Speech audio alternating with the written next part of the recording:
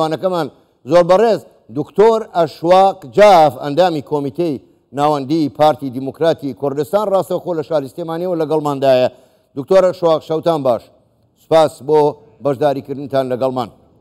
باش، پرسیارێک بەگشتی دێتە پێشێ، ئایا چارەسەری دۆزی کەرکووک بە پێی دەستوری عێراق و بە پێی جێبەجێکردنی مادەی 140 دەستور دەبێ یاخود با ڕێکەوتنی ژێربەژێر و بەو جۆرەی کە کراوە و با تعریبکردنی کەرکووک بەردەوام بێت؟ بەڵێ زۆر سپاس بۆ جەنابەت، سەڵاو لە جەنابەتەوە لە بینەرانی K24.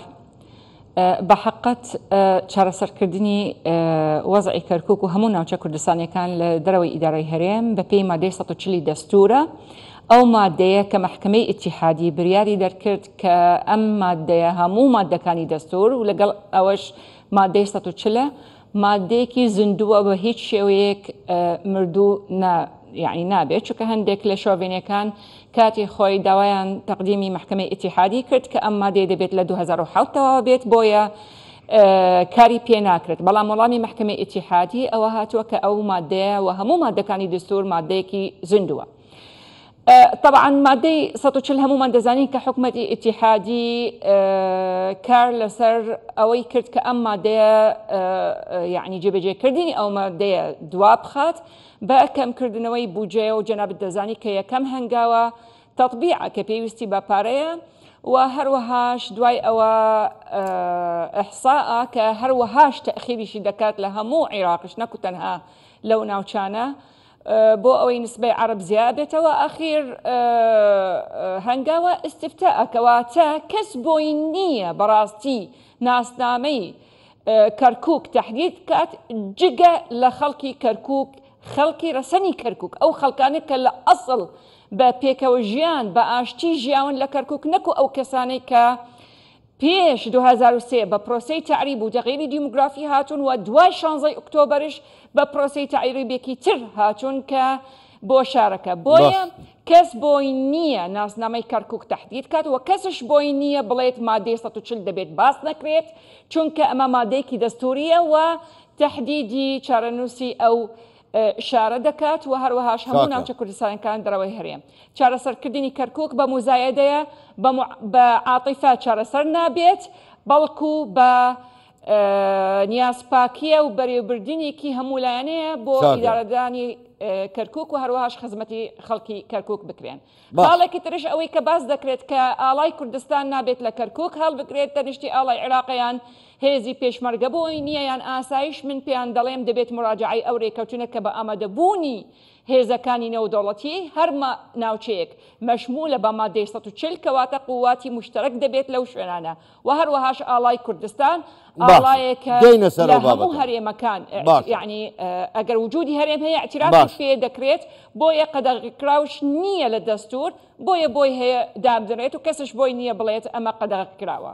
باشە، با جارێ دوازدەوەیان بێنین ئەوەی کێ گوتوێتی کە بۆیان نییە، هەمومان نەزانین کێ و چەوتویانە، ئەوە ڕێیان کلدانی و قەیس خەزعەلیە دەڵێ ئاڵای کوردستان لەوێ هەڵ ناکرێ. بەڵام پرسی منەمەیە وەک لە ڤیدیۆڵەکەشدا هاتبوو لە 180 پۆستە گرنگەکانی شاری کەرکووک دراوە بە عەرەب و تورکمان، کوردیش مەگەرخوا خۆی بزانێت چی وەرگرتووە مقابلی تەنها و تەنها پۆستی پارێزگار. بەڵام پرسیارەکە ئەوەیە، ئایا تەنها پۆستی پارێزگار ئەو هەموو تەنازولە دێنێت؟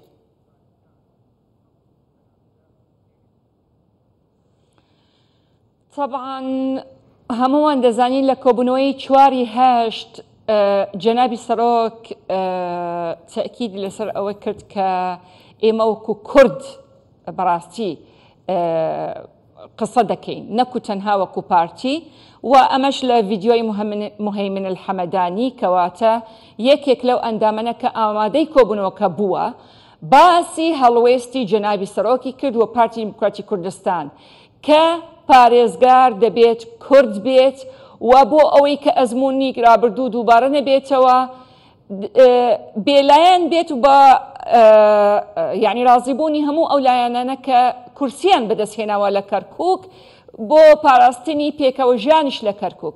بەڵام بەداخەوە چونکە بە ئیرادێکی کوردستانی دانانی ئەو پارێزگاری ئێستا چونکە بە ئیرادێکی کوردستانی نەبووە، یعنی هەموو دەبوایە بە ئیرادێکی کوردستانی، ئێمە حەزمان کرد بە ئیرادێکی کوردستانی ڕێکەوین و پارێزگارێکی بێلایەن دانێن، نەکو بۆ تەهمیشکردنی برایانی یەکەتی، بەڵکو بۆ ئەوەی کە بێلایەن بێت و ڕەئی هەموو لایەنەکان ئەوانن کە براوە بوون لە کەرکووک لەسەری بێت و مطمئن بن و بۆ ئەوەی خزمەتی خەڵکی کەرکووک بکرێت. بەڵام تۆ کە دەچیت ئەو یعنی تەنها پارێزگار نەجێگرت هەیە بەڕاستی کە هاوکارت بێت وەکو کورد نە سەرۆکی ئەنجومەن و هەموو پۆستە هەستیارەکان بە تەئکید پێم وایە ئەرکەکەی قورس دەبێت چونکە هەموو پۆستەکان گرنگەکان دابەش کراون لەم ڕێکەوتنەکە خودی خۆیان ئەوانەی کە وەریان کردووە باسییان دەکرد دەیانوت ئەوەی کە بەم ڕێکەوتنە دەستمان کەوتووە لە 2003 بە دەستمان نەکەوتووە، کەواتە ئەمە دەستکەوتینێکە حزبی بووە. ئێمە وستمان دانانی پارێزگار بە ئیرادێکی کوردستانی بێت نەکو بە پرسێکی حزبیان دەستکەوتێکی حزبی ببێت. باش دکتۆر ئەشواق، من دێمە سەر قسەیەک من دەبێت بزانم ئێوە لەسەر ئەم قسەیەت دەڵێن چی؟ هەم ڕێیان کلدانی هەم قەیس خەزعەلی دەڵێن ئەم ڕێکەوتنە وای کرد تەواوی پارێزگای کەرکووک لەسەر سینیەکی زێر پێشکەشی ئێمە بکرێ. تۆ دەڵێ چی؟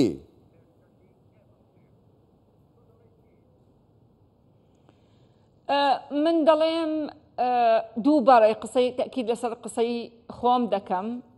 ئێمە تەکیدمان دەکرد لەسەر ئەوەیە کە کاندیدێکی یان پارێزگارێکی بە ئیرادەی کوردستانی ببێت. ئەو لێدوانانە پێم وایە کە ئەدرێت ئیستە لەلایەنی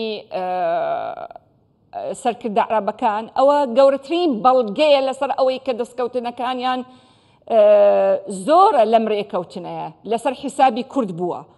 بەڵام دووبارە دەڵێمەوە دەستورمان هەیە، ئەو دەستورە وای کردووە کە ئەم سەرکردانە کورسی بەدەستبێنن لە ئەنجومەنی پارێزگای کەرکووک و لە پەرلەمان. هەمان ئەو دەستورە چارەنووسی کەرکووک تەحدید دەکات، ناسنامەی کەرکووک تەحدید دەکات.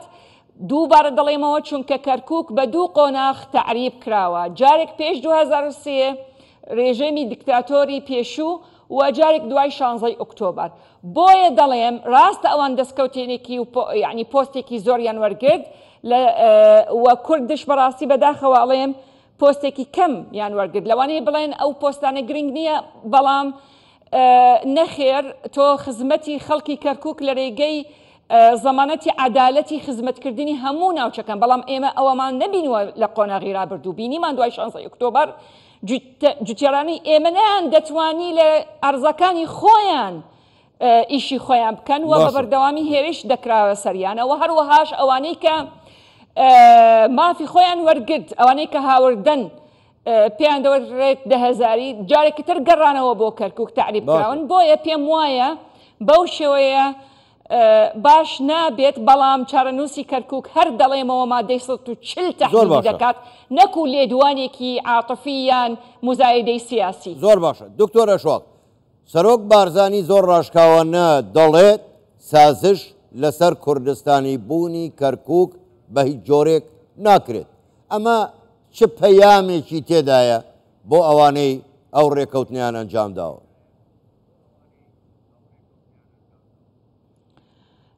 پێم وایە پەیامێکە کە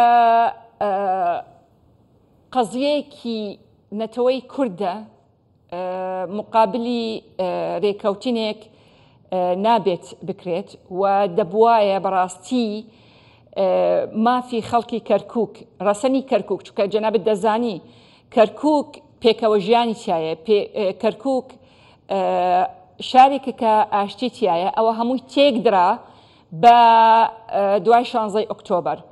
بەڵام ئەو پەیامە زۆر گرنگە کە جەنابی سەرۆک بارزانی بە هیچ شێوەیەک مساوامە ناکات لەسەر مافی کورد و کوردستان و خەڵکی کوردستان و بەردەوامە لە بەرگریکردن لە هاوڵاتیانی ناوچە کوردستانیەکان لە دەرەوەی هەرێم و بە تەکیدش دەستورش قسەی خۆی دەبێت لەسەر ئەرزی واقعە. زۆر باشە، زۆر بەڕێز دکتۆر ئەشواق جاف ئەندامی کۆمیتەی ناوەندەی پارتی ڕاستەخۆ لە شاری سلێمانیەوە لەگەڵمان بووی.